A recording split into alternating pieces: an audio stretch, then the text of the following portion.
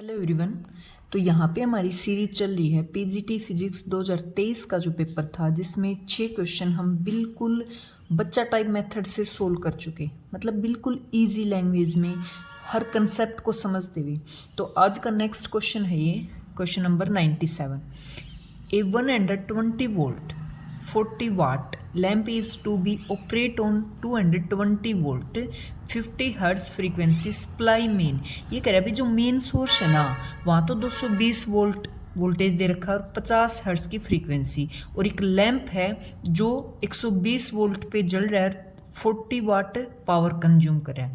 The value of the pure inductance that would be required in order for that lamp to run on the correct voltage will be। ये करे अभी वहाँ पे pure inductance की value निकालो, जो lamp को जितनी वोल्टेज चाहिए उतनी ही वोल्टेज उसको मिलती रहे, करेक्ट वोल्टेज जितनी उसको जरूरत है लैंप को। तो देखो मेन सोर्स पे 220 वोल्ट है और लैंप को चाहिए 120, तो ये करे कि उसकी सीरीज में इंडक्टर लगाएंगे, क्योंकि हमें पता है, देखो कंसेप्ट बताती हूँ बिल्कुल। 97 क्वेश्चन है। सीरीज के अंदर क्या होता है, सीरीज के अंदर होता है करंट सेम, ठीक है, और पैरेलल के अंदर क्या होता है, वोल्टेज सेम।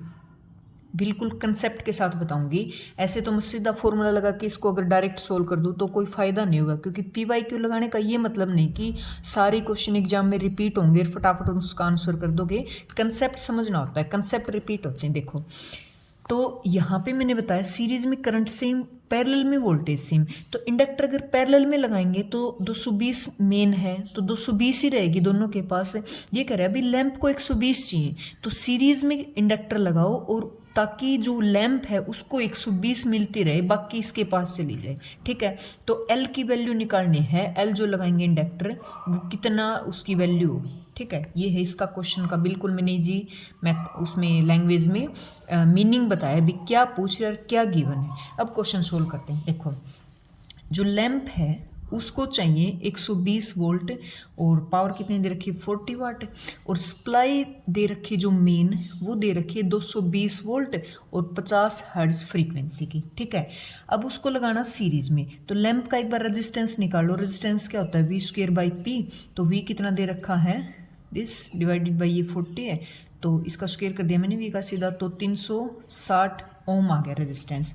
करंट कितना जा रहा है उसके अंदर, अकॉर्डिंग टू ओमला V = IR होता है, तो V/R, तो V कितना है 120, और इसका R की वैल्यू हमने निकाली तो ये आ गया 1/3 एम्पियर। ये तो निकाली हमने किसके लिए, जो अपना ये दे रखा है लैंप के लिए, लैंप की चीज़ें निकली, ठीक है।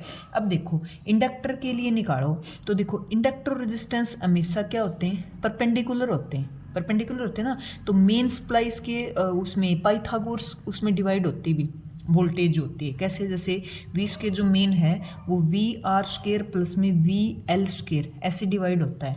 तो हमें निकालना है, ये गिवन है, ये गिवन है, ये चीज़ निकालनी, तो VL² किसके इक्वल हो जाएगा, V² माइनस में VR का स्क्वायर रूट, यहाँ स्क्वायर खत्म कर दो, ठीक है। तो वैल्यू रखो दोनों की, V की वैल्यू कितनी दे रखी है, स्क्वायर कर दो जो गिवन है उसका दिस, और माइनस में R वाली का स्क्वायर हमने ऊपर भी किया था ये वाला, और स्क्वायर रूट करो, तो ये बाहर निकालोगे 184.4 वोल्ट आ गया भाई, किसकी, VL की वैल्यू।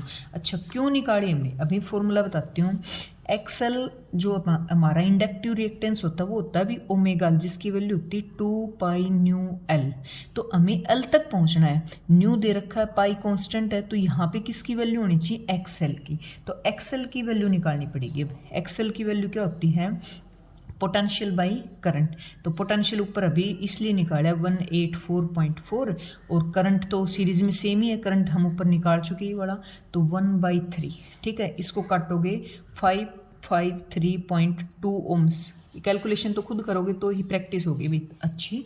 तो देखो यहाँ पुट कर दो, अब L का फॉर्मूला यहाँ से बना अपना XL डिवाइडेड बाई 2π/μ, तो XL अपना कितना निकला 553.2 और 2 और पाई की वैल्यू 3.14 और इसकी 50 दे रखी है, तो इसको कट करोगे ना 1.76 हेनरी, तो ये L की वैल्यू आ गई भी हेनरी के अंदर।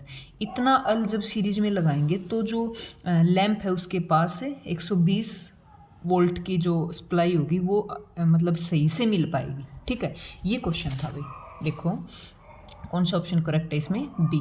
मीनिंग मैं अच्छे से समझा चुकी भी। देखो सीरीज में कनेक्ट कर रहे हैं, दो मेन सोर्स पे जो वोल्टेज दे रखा है वो कितना दे रखा है 220 वोल्ट, और लैंप को मिलना चाहिए इतना, तो हम एल कितना लगाएं, किस वैल्यू है कितनी हेनरी का एल यूज़ करें, इंडक्टर यूज़ करें कि लैंप को 120 वोल्ट ही मिलती रहे। देखो बिल्कुल सिंपल लैंग्वेज मैंने समझा दिया, कैलकुलेशन तो खुद करोगे तो ही समझ आएगा, क्योंकि मेन फॉर्मूला ये होता है, हमें यहाँ तक पहुँचना है। तो मेन फॉर्मूला भी ये आ गया, यहाँ ये निकालना है। इसको निकालने के लिए देखो ये रहा, हमें वीएल चाहिएगा तो हमने वीएल निकाल लिया, ठीक है बस। तो नेक्स्ट क्वेश्चन देखो 98 नंबर क्वेश्चन, बच्चा टाइप क्वेश्चन, बिल्कुल यूँ समझा रही हूँ भाई बच्चों वाली लैंग्वेज में, इससे आसान तो लैंग्वेज क्या ही होगी फिर। देखो if the bar magnet is placed in the magnetic meridian then the value of B H की वैल्यू निकालनी भी, ठीक है।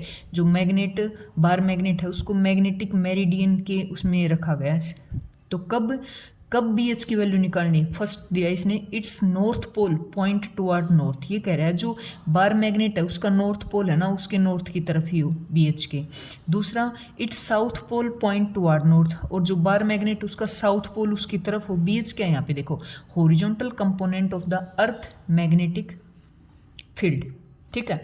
देखो बिल्कुल सिंपल तरीके से समझो, बी एच क्या होता है, बी एच होता है भी अर्थ, सभी को पता होगा अर्थ के अंदर भी एक मैग्नेटिक फील्ड होता है, और ये फील्ड हमेशा साउथ से निकल के नॉर्थ की तरफ जाता है। तो जब हम ओरिजेंटल कंपोनेंट पे देखेंगे ना अर्थ का मैग्नेटिक फील्ड, हमेशा हमें नॉर्थ डायरेक्शन में दिखेगा। ऐसे मैग्नेटिक जो बी एच होता है, अर्थ का मैग्नेटिक फील्ड हमेशा पॉइंट टुवर्ड दी नॉर्थ होता है, ध्यान रखना ये बात, ठीक है, क्लियर है। अब फर्स्ट इसने बताया जब नॉर्थ की तरफ हो गया अर्थ का मैग्नेटिक फील्ड, बी एच की वैल्यू, और बी एच की वैल्यू निकालनी है जब बार मैग्नेट उसके मेरिडियन पे रखें। एक बार तो इसका नॉर्थ इसकी साइड हो, और दूसरा क्या पूछा, ये अर्थ का नॉर्थ की तरफ हो गया मैग्नेटिक फील्ड, और जो बार मैग्नेट रखो उसका साउथ इसकी तरफ हो। तो इस केस में क्या होगा, बी एच की वैल्यू ये पूछा, इस केस में बी एच की वैल्यू क्या होगी, सिंपल ये है बात, ठीक है। तो सभी को पता होगा जो मैग्नेटिक फील्ड होता है बार मैग्नेट का, वो एक्सियल लाइन पे कितना होता है बताओ, एक्सियल लाइन पे कितना होता है, बी की value mu naught by 4 pi 2m by R की पावर 3। इक्वेटोरियल पे 2 का फैक्टर गायब हो जाता है, ठीक है। ये कहाँ है, एक्सियल, तो यहाँ पे एक्सियल की बात हो रही है। तो ध्यान रखना, दो चीज़ें याद रखनी, देखो क्या, जब नॉर्थ की तरफ हो तो जो फैक्टर होता है ना वो m वाला आता है, जो नॉर्थ साउथ की तरफ हो तो डबल हो जाता है 2m, ठीक है। सिंपल तरीके से एक बार मैं बता देती हूँ, देखो जब नॉर्थ उसकी तरफ ही फेस हो, मान लो धक्का मारे हो किसी चीज़ को, तो कम फोर्स लगाना पड़ता है, और एक कोई चीज़ तुम्हारी तरफ मूव करती है, अपोजिट डायरेक्शन होगी, और उसको धक्का दो तो ज़्यादा एफर्ट, ज़्यादा फोर्स की जरूरत पड़ती है। तो यहाँ फैक्टर 2m का आ जाता है, सेम डायरेक्शन में m का रहता है। तो कौन सा ऑप्शन देखते हैं इसमें, एक बार मैं दिखा देती हूँ ऑप्शन, इसमें आएगा भी ये वाला, ठीक है। फर्स्ट जब नॉर्थ हो तो 2 फैक्टर नहीं आएगा, और साउथ उसकी तरफ हो तो 2 फैक्टर इंक्लूड हो जाएगा, ठीक है। बी एच मैं फिर से बता रही हूँ, ओरिजेंटल कंपोनेंट है अर्थ मैग्नेटिक फील्ड का, ठीक है। अर्थ खुद एक मैग्नेट की तरह बिहेव करती है, जिसकी लाइन साउथ से नॉर्थ की जाती हैं, तो हमेशा हम जो डायरेक्शन लेते हैं हमेशा टुवर्ड द नॉर्थ ही लेते हैं, किसकी, अर्थ की।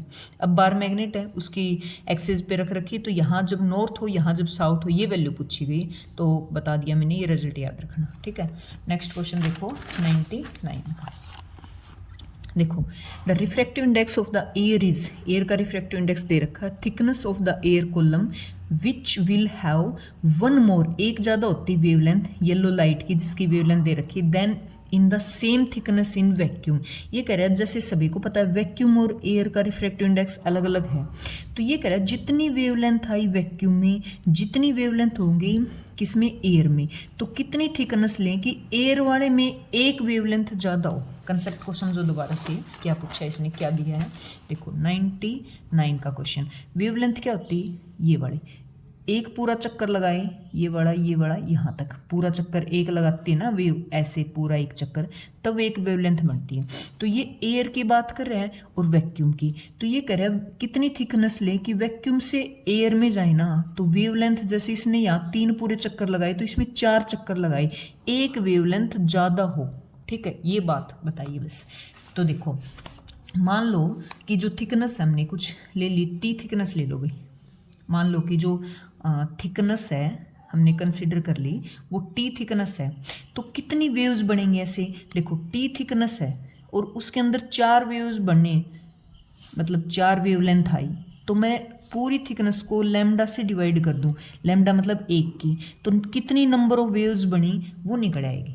देखो कैसे, नंबर ऑफ जो वेव लेंथ्स हैं इन वैक्यूम, वैक्यूम की बात करेंगे पहले, तो टी थिकनेस सर एक वेवलेंथ की लेंथ होती है लैम्डा, तो नंबर ऑफ वेवलेंथ आ गई, कितनी बनी वहाँ पे, कहाँ, वैक्यूम के अंदर। ठीक है, अब देखो लैम्डा जो होता है ना वो एयर का कितना होता है, जो अपना वेवलेंथ है उसको रिफ्रैक्टिव इंडेक्स से, रिफ्रैक्टिव इंडेक्स वैक्यूम वाले से डिवाइड कर देंगे तो एयर की आ जाती है, तो सेम ये नंबर ऑफ वेवलेंथ्स निकालेंगे किसके अंदर, एयर के अंदर, तो ऊपर क्या होता है थिकनेस और नीचे क्या लैम्डा, लैम्डा तो इसका लैम्डा बाई न्यू है।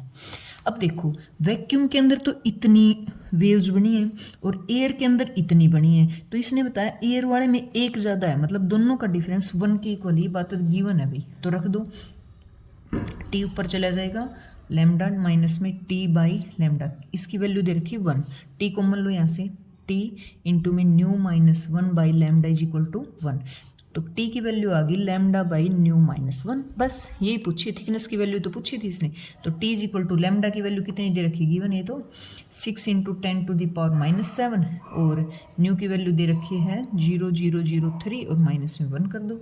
ठीक है, अब देखो इसको काटो, -1, अच्छा पहले माइनस कर लो, तो ये बनेगा 0.0003, अब 3 2 6, 2 पे जाएगा और पावर देखो 3 और 7 में से गायब हो जाएंगी, तो 10 की पावर -3 मीटर बचेगी, या फिर थिकनेस को लिखें 2 मिलीमीटर।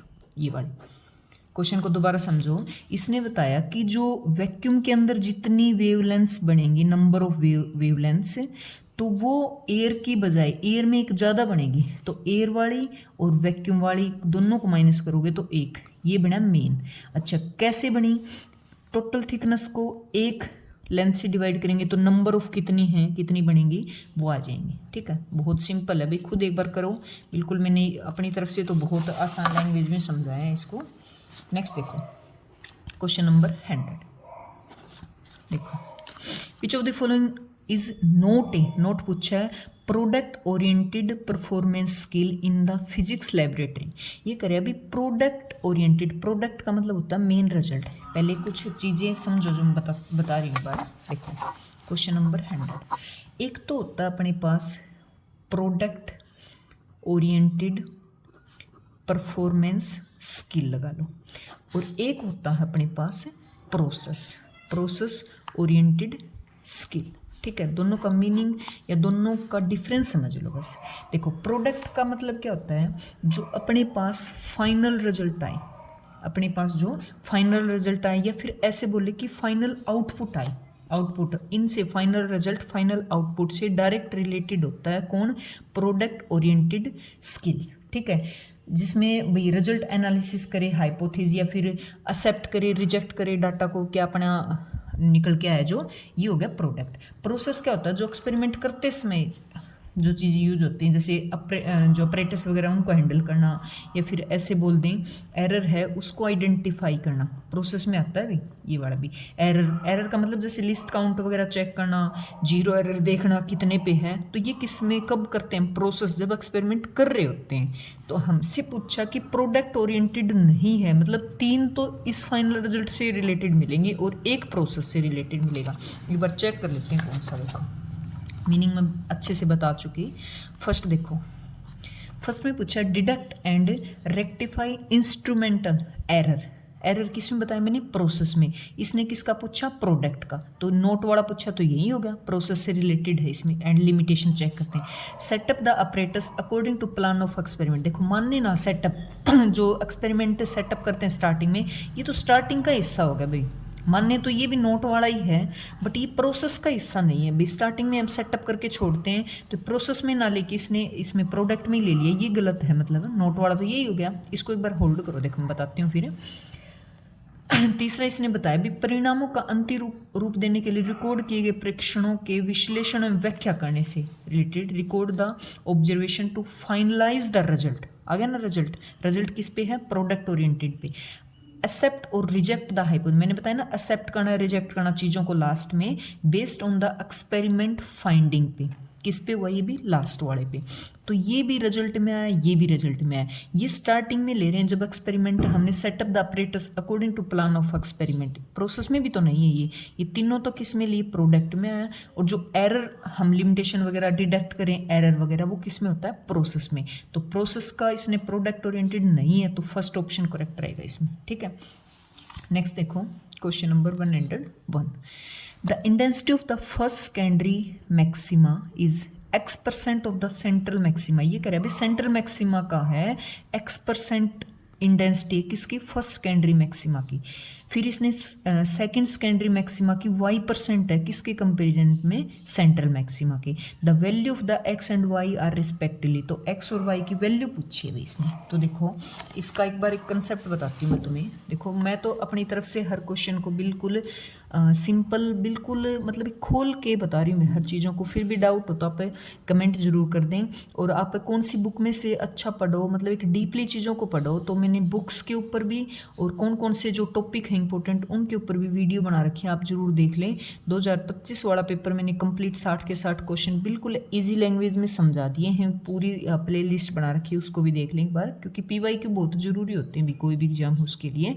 और यहाँ पे तो मैं सिर्फ सॉल्यूशन ही नहीं दे रही, बल्कि एक एक चीज़ को बारीकी से अपनी तरफ से एक एक चीज़ को खोल रही हूँ, ठीक है। देखो इसने बताया जो सेंट्रल मैक्सिमा होता ना, उसके कंपैरिजन में जो फर्स्ट सेकेंडरी मैक्सिमा मिलेगा वो x% है इसकी इंटेंसिटी का। और जो यहाँ पे मिलेगा अपने को सेकंड सेकेंडरी मैक्सिमा, सेंट्रल का y% है इंटेंसिटी। तो सीधी सी बात है, जो फिजिक्स से रिलेटेड पढ़ रहे हैं, फिजिक्स के स्टूडेंट हैं, उनको तो समझ आ गया होगा किसका कंसेप्ट है ये। एक तो होता है इंटरफेरेंस और एक होता है डिफ्रैक्शन या डाइफ्रैक्शन, जो भी बोलो ये वाला, ठीक है। इसका कंसेप्ट जैसे कि डबल स्लिट एक्सपेरिमेंट लूँ मैं, और ये वाला जैसे सिंगल स्लिट एक्सपेरिमेंट, ठीक है, सिंगल स्लिट एक्सपेरिमेंट। अच्छा डबल में क्या होता है, एक मेन से सोर्स होता है, 2 स्लिट होती हैं, और 2 से ये वाली सोर्स से जो लाइट निकलेगी उनका क्या करवाया जाता है, इंटरफेरेंस करवाया जाता है। तो यहाँ पे जो मेन स्क्रीन होती है उसके ऊपर मैक्सिमा मिलेगा, मिनिमा मिलेगा, मैक्सिमा मिलेगा, मिनिमा मिलेगा। उनका ग्राफ होता है कैसे, ऐसे भी, मतलब इंटेंसिटी होती है हर मैक्सिमा की, चाहे वो यहाँ पे सेंट्रल वाला, फिर फर्स्ट सेकेंडरी सेकंड, ऐसे सबकी इंटेंसिटी सेम होती है। और जो मिनिमा होती है वो बिल्कुल डार्क नहीं होता। तो यहाँ तो इंटेंसिटी सबकी सेम होती है, इसका मतलब इंटरफेरेंस का तो ये क्वेश्चन है नहीं। दूसरा आ जाओ डिफ्रैक्शन पे, जैसे कि सिंगल स्लिट एक्सपेरिमेंट, दोनों के अंदर ही इंटरफेरेंस होता है, मतलब दोनों के अंदर ही चीज़ों को सुपरिम्पोज करवाया जाता है, रेज को। फ़र्क ये है, यहाँ से 2 होल से लाइट आ रही उनका सुपरिम्पोज करवाते हैं, यहाँ से सिंगल स्लिट एक्सपेरिमेंट, मतलब एक रेज है उसके जो वेव फ्रंट बनेंगे सेकेंडरी वेव फ्रंट, उनका सुपरिम्पोज करवाया जाता है, किसमें, डिफ्रैक्शन में। तो यहाँ पे जो ग्राफ आता है, जो सेंट्रल मैक्सिमा आता है, सबसे इंटेंसिटी हाई होती है, फिर कम होती है, फिर कम होती चली जाती है, ऐसे, ठीक है। इसके जो मिनिमा वाले होते हैं बिल्कुल डार्क होते हैं, इसकी इंटेंसिटी सबसे ज़्यादा होती है, इसकी बहुत कम, इसकी। अब ये कह रहा है जो सेंट्रल मैक्सिमा ना, उसके कंपैरिजन में इसकी इंटेंसिटी कितने % है, इसकी। ये कॉन्सेप्ट तो ये लागू ही नहीं हुआ क्योंकि इंटेंसिटी बराबर है। किसका क्वेश्चन है ये, डिफ्रैक्शन का, ठीक है। कंसेप्ट आई थिंक सबको समझ आया होगा। दोनों के अंदर सुपरिम्पोज होता है वेव का, यहाँ से 2 होल से आते हैं, 2 स्लिट से आते हैं, यहाँ एक ही स्लिट का एक्सपेरिमेंट होता है। जो सेकेंडरी वेवलेट्स होते हैं ना, उनका सुपरिम्पोज करवाया जाता है। अब कंसेप्ट को समझो। देखो मैं कहूँ कि जो मैक्सिमा है, मैक्सिमा यहाँ तो ले लेती हूँ मैं सेंट्रल मैक्सिमा, ठीक है। फिर आएगा कौन, फर्स्ट सेकेंडरी मैक्सिमा, फिर सेकंड सेकेंडरी मैक्सिमा। तो कंपैरिजन करते हैं, सेंट्रल मैक्सिमा होता है वो होता है 100%, ठीक है। अगला होता है first secondary maxima 4.5% of central maxima. अगला होता है 1.6% ऑफ सेंट्रल मैक्सिमा। मतलब जो इसकी वैल्यू आई और इसकी वैल्यू कितनी लेंगे, 0 पॉइंट पीछे चला जाएगा, 045 है, और इसकी वैल्यू आएगी 0.016। बस ये पूछा है भाई।